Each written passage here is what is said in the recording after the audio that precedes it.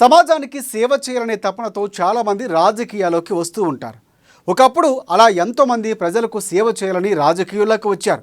అప్పట్లో ధనబలం కంటే ప్రజాబలం ఉన్నవారినే అభ్యర్థులుగా పార్టీలు ఎంపిక చేసుకునేవి. కానీ కాలం మారింది. నేటి కాలంలో డబ్బు ఉన్నవారికే టిక్కెట్ ఇస్తున్నారు రాజకీయ పార్టీ నేతలు. అయితే చాలా తక్కువ మంది నేతలు డబ్బుల కంటే సామాన్యుడికే చట్టసభల్లోకి తీసుకురావాలని ఆలోచిస్తూ ఉంటారు. అలాంటి అరుదైన నేతల్లో ఏపీ సీఎం జగన్ ఒకరు. ఇందుకే జగన్ తీసుకున్న నిర్ణయం ఏంటి, చేసిన సామాజిక న్యాయం ఏంటి? Let's watch this story.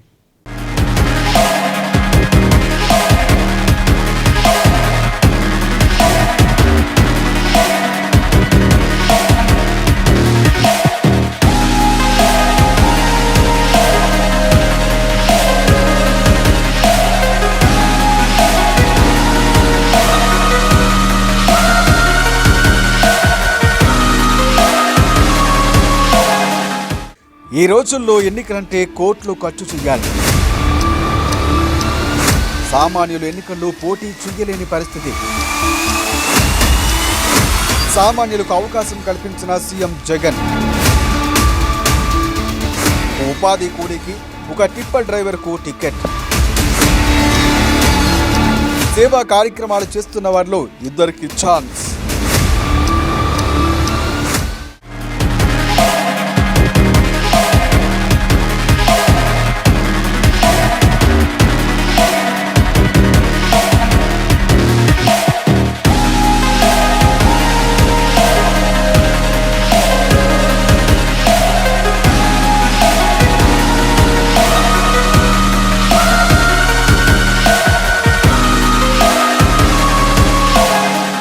ఎన్నికలంటే కోట్లాది రూపాయల ఖర్చుతో కూడుకున్నది.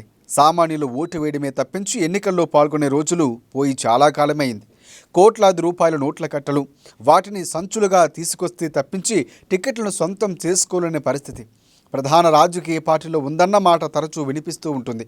అందుకు భిన్నంగా అత్యంత సామాన్యులు, ఆ మాటకు వస్తే కలలో కూడా ఊహించిన వారిని అధికార పార్టీ అభ్యర్థులుగా బరిలోకి దించిన ఏపీ ముఖ్యమంత్రి వైసీపీ అధినేత జగన్మోహన్ రెడ్డి తీరు విపక్షాలకు ఒక పట్టాన అర్థం కాని పరిస్థితి.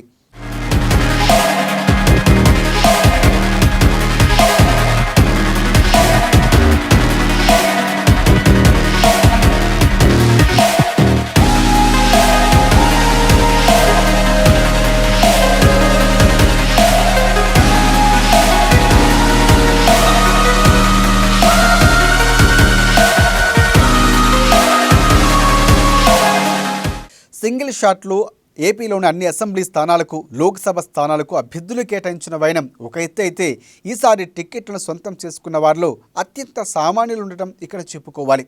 ప్రజల్లో పలుకుబడి, తన చుట్టూ ఉన్న వారిని ప్రభావితం చేసే సత్తా ఉన్న వారికే టికెట్లు అన్న రీతిలో జగన్ టికెట్ కేటాయింపులు ఉన్నట్లుగా చెబుతున్నారు. దానికి నిదర్శనంగా ఒక ఉపాధి కూలికి, ఒక టిప్పర్ డ్రైవర్కు, సేవా కార్యక్రమాలు నిర్వహించే ఒక చిన్నపాటి నేతకు, పేదలకు అండగా నిలబడి డబ్బులు లేని ఒక వైద్యురాలికి, ఇలా చెప్పుకుంటూ పోతే టిక్కెట్ల కేటాయింపులో తనదైన మార్కును ప్రదర్శించారు సీఎం జగన్.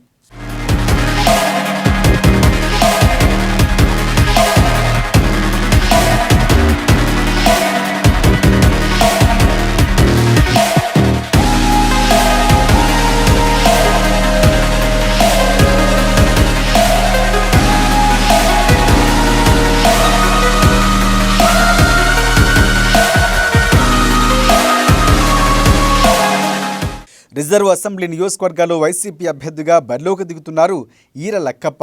మాదిగ సామాజిక వర్గానికి చెందిన ఆయన ఉపాధి కూలి. 2 గదులున్న ఇంట్లో ఉండే ఆయన్ను మడకసిర అభ్యర్థిగా ఎంపిక చేసిన జగన్ ఆయన పిలిచి మరీ టికెట్ ఇవ్వడం విశేషం. సింగనమల అభ్యర్థిగా ప్రకటించిన వీరాంజనేయులు సైతం సాధారణ దిగువ మధ్యతరగతి కుటుంబానికి చెందిన వారే. టిప్పర్ డ్రైవర్గా సుపరిచితుడైన ఆయనకు అలాంటి ఆస్తులు లేవు.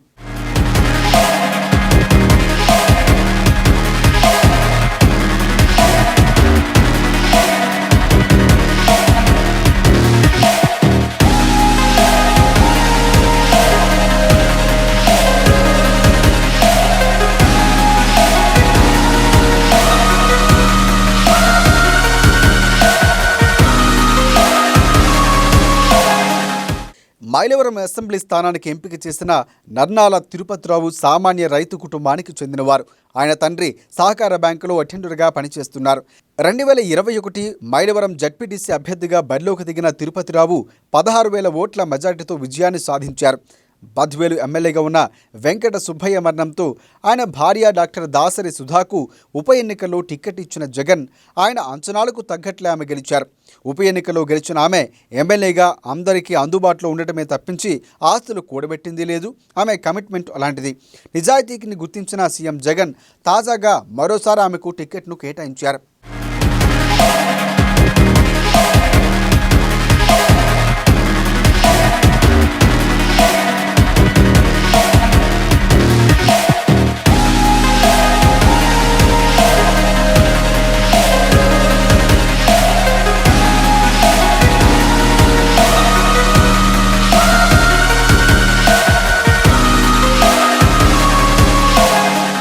పొన్నూరు అభ్యర్థిగా బరిలోకి దిగిన అంబటి మురళీకృష్ణ బ్యాక్గ్రౌండ్ చూస్తే సామాజిక సంక్షేమానికి ప్రాధాన్యతనిస్తూ సేవా కార్యక్రమాలు నిర్వహిస్తూ ఉంటారు. పొన్నూరు నియోజకవర్గంలోని 52 గ్రామాల్లో కంటి, గుండె, దివ్యాంగ, ఫిజియోథెరపీ లాంటి వైద్య సేవలు, ఉచిత వైద్య శిబిరాలు నిర్వహిస్తూ సేవలు అందిస్తూ ఉంటారు. ఆయనకు తాజాగా టికెట్టు కేటాయించారు జగన్. కనిగిరి నుంచి వైసీపీ అభ్యర్థిగా పోటీ చేస్తున్న దద్దాల నారాయణ యాదవ్ సైతం సేవా కార్యక్రమాల్లో చురుగ్గా ఉంటారు. ఆర్థికంగా బలహీనంగా ఉన్నప్పటికీ ప్రజల్లో ఉన్న పలుకుబడి, సేవా కార్యక్రమాల ద్వారా పెద్ద ఎత్తున సాయంగా నిలబడుతూ అభాగ్యులకు అండగా నిలిచే అతనికి టికెట్ ఇవ్వడం ద్వారా తన విలక్షణతను మరోసారి చాటుకున్నారు సీఎం జగన్మోహన్ రెడ్డి. మరి ఆయన వ్యూహం ఏ మేరకు ఫలిస్తుందన్నది ఎన్నికల తర్వాతే చూడాలి.